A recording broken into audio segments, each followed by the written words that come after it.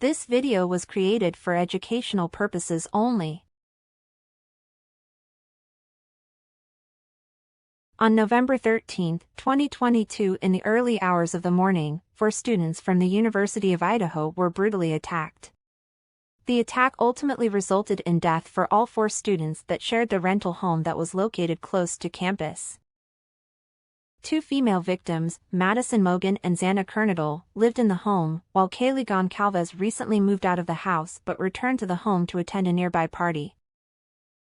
The 4th victim, Ethan Chapin, who was Kernodle's boyfriend who had unfortunately slept over on the night of the attacks. 2 other female roommates also lived at the house, but they were not attacked. Earlier on the evening of November 12, 2 of the 4 victims, Chapin and Kernodle, were at an on-campus party at the nearby Sigma Chi fraternity from 8 p.m. to 9 p.m. They returned home at 1:45 a.m. Earlier that evening, the other 2 victims, Mogan and Goncalves, had gone to the Corner Club, a downtown sports bar, at 10 p.m., and they left at around 1:30 a.m. All 4 students were home by 1:56 a.m. 7 uncompleted phone calls were made from the phone of Goncalves to her former longtime boyfriend, a fellow student, from 2:26 to 2:52 a.m. Mogan also called Goncalves' former boyfriend 3 times with similar results, from 2:44 to 2:52 a.m.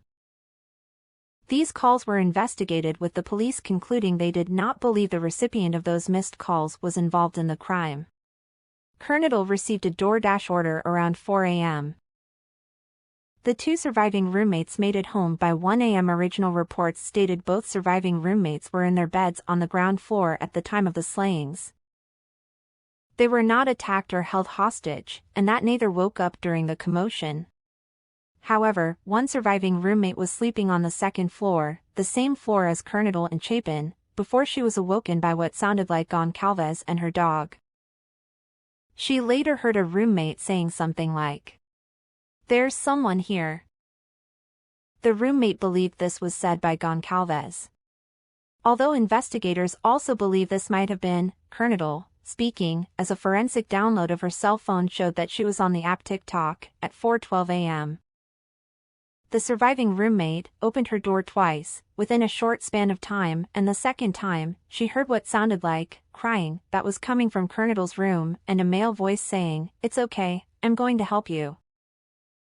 Security cameras near the home picked up the sound of whimpering, a loud thud, and a dog barking numerous times beginning around 4:17 a.m. The roommate then opened her door for the 3rd and final time, and what she saw shook her to the core.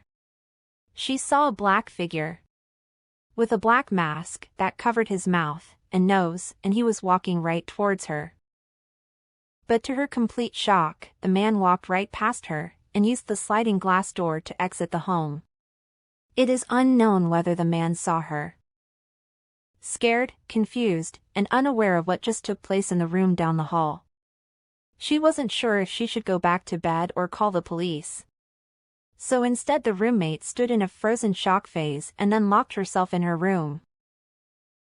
All 4 victims were all attacked with a knife on the 2nd and 3rd floors in the home, where they had been in bed. Kernodle and Chapin were found in Kernodle's room. No calls to 911 were made until 11:58 a.m. The call requested aid for an unconscious person and was placed from within the residence using the cell phone of one of the surviving roommates. Upon arrival, the cops noticed the door to the home was wide open, and there was no sign of forced entry, and nothing appeared to be missing. Officers also found Goncalves' dog, alive and unharmed, inside the house. The 2 surviving roommates were in the home when police arrived on scene, as were other friends of the victims. The surviving roommates had called friends over to the home because they believed one of the 2nd floor victims was unconscious and was not waking up. The identity of the caller was not released to the public, but police did say that the caller was not considered a suspect. All 4 victims were pronounced deceased at 12 p.m. the same day. Detectives believe the killings occurred sometime between 4 a.m. to 4:30 a.m. of November the 13th. The investigation was conducted by the Moscow Police Department, with the support of the Idaho State Police and the Lada County Sheriff's Office. Altogether, about 130 members of law enforcement from the three agencies worked together on the case. The Lada County coroner conducted autopsies all the victims on November 17. She said they all appeared to have been stabbed multiple times with a large knife. At least one victim with what were apparently defensive stab wounds on her hands. And possibly more appear to have tried to fend off their attacker. And the victims may have been attacked while sleeping in their beds. None of the Vicks showed signs of sexual assault. All 4 deaths were deemed homicide. The victims were not tied and gagged. The weapon had not been recovered, although the police believe the killer or killers used a fixed-blade knife, meaning the knife did not fold open or closed. A surviving roommate who saw the suspect described him as a male stranger around 5 feet 10 inches, and not very muscular, but athletically built with thick and bushy eyebrows. On November 19, police requested the public provide any video of the house that had been recorded the night of the killings. A phone tip line and email were created for anyone that had any information or tips referring to the case. It was reported that there had been more than 2,600 emailed tips, 2,700 phone calls, and 1,000 digital media submissions from the public to these tip lines by the first week of December that same year. On December 24, 2022, the investigative team reported having received at least 15,000 tips regarding the case. The police initially left open the possibility that there could be more than one killer. Police stated that they believe it was a targeted attack but have not concluded if the target was the residence or its occupants. After receiving hundreds of tips from the public, the police announced they were searching the records of approximately 22,000 fifth-generation Hyundai Elantras made between 2011 and 2013.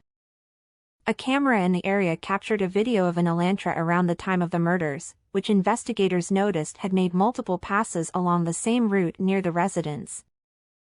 Another surveillance recording obtained by investigators also showed an Elantra passing by the victim's home 3 times, beginning around 3:29 a.m.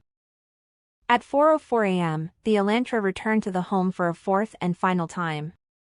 At 4:20 a.m., the car was seen speeding away from the victim's neighborhood.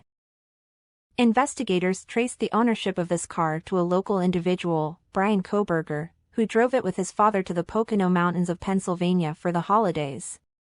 He was pulled over twice within a nearly 5-mile radius by Indiana State Police on Interstate 70 outside Greenfield, Indiana, for speeding and tailgating. The FBI denied allegations that they had directed the Indiana State Police to make the stops. Investigators obtained cell phone data that showed that Kohberger's phone stopped connecting to the network around 2:47 a.m. in Pullman on the 13th of November before reconnecting around 4:48 a.m. near Blaine, Idaho. Cell phone data also show that his phone pinged a cell tower near the victim's residence around 9 a.m. on the 13th of November, approximately 5 hours after the killings. Police also obtained data that indicated that his phone pinged from the cell phone tower nearest the residence at least 12 times between June 2022 and November 13. Investigators had additionally obtained a sample of DNA from the crime scene that did not belong to any of the victims. The DNA was found on a tan leather knife sheath on Mogen's bed believed to belong to the perpetrator. Using a public genealogy database, authorities identified a partial match to an individual with a familial connection to Kohberger. Investigators then traced the DNA to Kohberger by matching it to DNA found on the trash that was recovered from his family's home in Pennsylvania. Before the arrest, investigators monitored Kohberger outside of his parents' Pennsylvania home. He was seen multiple times wearing surgical gloves and observed putting trash bags inside of the garbage can of a neighbor. The items were sent to the Idaho State Lab for testing. Authorities also said Kohberger had cleaned his car, inside and outside, not missing anything. According to authorities, a search of the home where Kohberger was arrested revealed a knife, a pistol, and a black face mask, as well as ID cards inside a glove inside a box. At the time of his arrest, authorities found Kohberger in the kitchen dressed in a shirt and shorts, while wearing examination gloves and putting trash into separate Ziploc baggies. Detectives said they thought he was doing this in hopes of hiding his DNA from authorities. Police said he looked totally surprised by their presence but was willing to surrender quietly. His parents were also home during his arrest. Bryan Kohberger was then taken into custody by an FBI SWAT team and the Pennsylvania State Police on December 30, 2022, while at his parents' residence in Monroe County, Pennsylvania.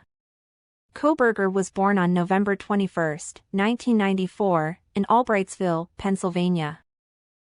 Bryan was a very bright student with a bright future. He did well in school and never gotten into any kind of trouble. Shortly after graduating from Pleasant Valley High School in 2013, he attended Monroe Career and Technical Institute in Bartonsville but dropped out a year later. He later attended Northampton Community College in Bethlehem, where he earned an associate degree in psychology in 2018. After graduating from Northampton, he worked as a security guard for the Pleasant Valley School District. That would turn out to be the same school district his father previously worked as a maintenance worker. And his mother also worked there for a time as a substitute teacher. So it just seemed fitting from him to also work for the school district. He received a BA in 2020 and an MA in 2022 in criminal justice from DeSales University, in Center Valley, Pennsylvania. In the summer of 2022, Kohberger moved to Washington State to pursue a PhD at Washington State University in Pullman. Its campus is less than 8 miles west of Moscow. At the time of the crime, he was a doctoral student in criminology and had completed his first semester there 9 days before his arrest. Kohberger had been a teaching assistant at WSU, and less than 2 weeks before the murders, faculty members met with him to discuss growing concerns about his behavior and conduct. Kohberger was terminated from his teaching assistant role on December 19, with the decision being based on his unsatisfactory performance as a teaching assistant, including his failure to meet the norms of professional behavior in his interactions with the faculty. Kohberger was arrested on 4 counts of first-degree murder and 1 felony count of burglary, was appointed a public defender, and was detained without bond at the Monroe County Correctional Facility in Stroudsburg, Pennsylvania. On his return to the county courthouse on January 3, 2023, he agreed to extradition. On January 4, he was flown to Pullman, driven to the Lada County Jail in Moscow, and held without bail. Kohberger made his first appearance in the Lada County Courthouse on January 5 and was charged with 4 counts of first-degree murder and 1 count of burglary, for breaking into a home with the intent to commit a felony. On May 17, 2023, the Lada County District Court announced that Kohberger was indicted by a grand jury on 5 charges. 4 counts of first-degree murder and 1 count of felony burglary. A preliminary probable cause hearing scheduled for June 26 was cancelled after the indictment. In May 2023, Kohberger refused to enter a plea during his arraignment. His attorney said that he was standing silent on the charges. The judge went ahead and entered a not guilty plea for him in his best interests. On June 26, the Lada County Prosecutor's Office announced they were seeking the death penalty given the statutory aggravating circumstances of the first-degree murder charges. On February 24, 2023, University of Idaho President C. Scott Green announced that the house where the tragic crimes occurred was donated to the university. The house will be torn down. And scholarships in the name of 3 of the victims, Kernodle, Chapin, and Mogan, have been created on behalf of the memory of said students. And also a memorial garden for the victims on the University of Idaho campus is said to be in the works. So, what did you guys think about this horrible yet tragic case? Do you think Bryan's target was actually all 4 of the victims? Or is it possible that 3 of them were nothing more than collateral damage? That would make perfect sense if Bryan was the one stalking Goncalves. Well, we probably won't find out until the upcoming trial. But we would like to hear what you guys think in the comments below. Hey, guys! If you stuck around until now, thank you. And if true crime videos just like this one are the kind of content you are into, then do us both a favor and hit that subscribe button. And also hit that like button and the notification bell. Because little things like that help a new channel just like this one so very much. Well, until next time. Be safe and be kind. Bye.